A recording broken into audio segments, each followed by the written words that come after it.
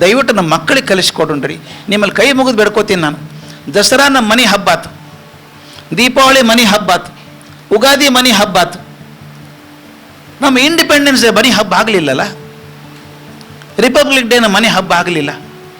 ಸೂಟಿ ಅದಲ್ಲ, ಮಲ್ಕೋಪ ಇವತ್ತು ಮಲ್ಕೊಂಡೇ ಇರ್ತಾನು. ನನಗೆ ಹಿಂಗೆ ಸಂಕಟ ಆಗ್ತದೆ ನನಗೆ. ನಮ್ಮ ಶಾಲೆಗಳು ಹಾಗೆ ಕೆಡಿಸ್ಬಿಟ್ಟಾವು. ಇಂಡಿಪೆಂಡೆನ್ಸ್ ಡೇ ಹೋಗ್ಬೇಕವ ಪರೇಡ್ ಹೋಗ್ಬೇಕು ಅಂತ ಕಳ್ಕೋತ ಹೋಗ್ತಾವು.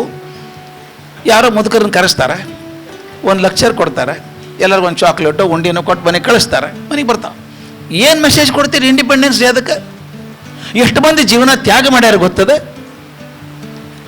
ನೀರ ಆರ್ಯ ಅಂತ ಒಬ್ಬ ಹುಡುಗಿ, ಸುಭಾಷ್ ಚಂದ್ರ ಬೋಸ್ರ ಜೋಡಿ ಇದ್ದಂತ ಆಕೆ ಲಗ್ನ ಗೊತ್ತಾಗಿತ್ತು.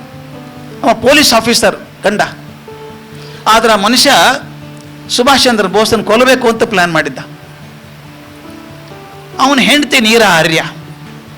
ಆಕೆ ಗೊತ್ತಾತು ನನ್ನ ಗಂಡ ಸುಭಾಷ್ ಚಂದ್ರ ಬೋಸನ್ನು ಕೊಲ್ಲಿಕ್ಕೆ ಹೋಗ್ತಾನ ಅಂತ ಹೇಳಿ ಆಕೆ ತನ್ನ ಗಂಡನ ಕೊಲ್ತಾಳ, ಸುಭಾಷ್ ಚಂದ್ರ ಬೋಸನ್ನು ಉಳಿಸ್ಕೊತಾಳ.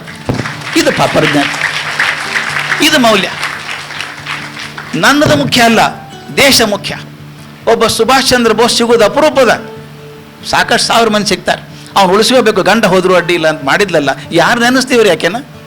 ದಯವಿಟ್ಟು ಸ್ವಾತಂತ್ರ್ಯ ದಿನೋತ್ಸವ ದಿವಸ ಅಂತ ಅವ್ರ ಹೆಸರು ಹೇಳಬೇಕು ನಾವು. ನಮ್ಮ ಹುಡುಗರೊಳಗೆ ಆಮೆ ಕರ್ನಾಟಕ ಮ್ಯಾನ್, ಆಮೆ ಮಹಾರಾಷ್ಟ್ರಿಯನ್, ಆಮೆ ಮಲಯಾಳಿ, ಆಮೆ ಬೆಂಗಾಲಿ ಅಲ್ಲ, ಹೂ ಇಸ್ ಅನ್ ಇಂಡಿಯನ್. ಆ ದಯವಿಟ್ಟು ನಮ್ಮ ಹುಡುಗರು ಎದೆ ದಿವಸ ಹೇಳಬೇಕು ಐ ಆಮ್ ಎನ್ ಇಂಡಿಯನ್ ಅಂತ ಹೇಳಬೇಕು. ಹಂಗೆ ಹೇಳೋಗಿ ನಾವು ಮಾಡೋಣ್ರಿ. ಅದು ಬಹುದೊಡ್ಡ ಮೌಲ್ಯ ಭಾರತಕ್ಕೆ ಬೇಕಾದದ್ದು ಈಗ, ದೇಶ ಪ್ರೇಮ ಅಲ್ವಾ? ಬರೀ ಧ್ವಜ ಹಾರಿಸ್ಬಿಟ್ಟು ಐ ಪ್ರೌಡ್ ಆಫ್ ಯು ಅಂತ ತೋರಿಸೋದು, ಆ ಕ್ಯಾಮರಾ ಇರೋ ತನಕ ತೋರಿಸೋದು, ಆಮೇಲೆ ಮುಚ್ಚಿಡೋದು, ಅದಲ್ಲದು. ನಾ ಹೇಳೋದು ದಯವಿಟ್ಟು ಮಕ್ಕಳಲ್ಲಿ ತುಂಬಿಸ್ರಿ. ಇವತ್ತಿನ ಅಸೆನ್ಷಿಯಲ್ ಡ್ಯೂಟಿ ಆಗಬೇಕಾದದ್ದು ನಮ್ಮ ಮಕ್ಕಳೊಳಗೆ ದೇಶಾಭಿಮಾನ ಅನ್ನೋದು ಕುದಿಬೇಕು.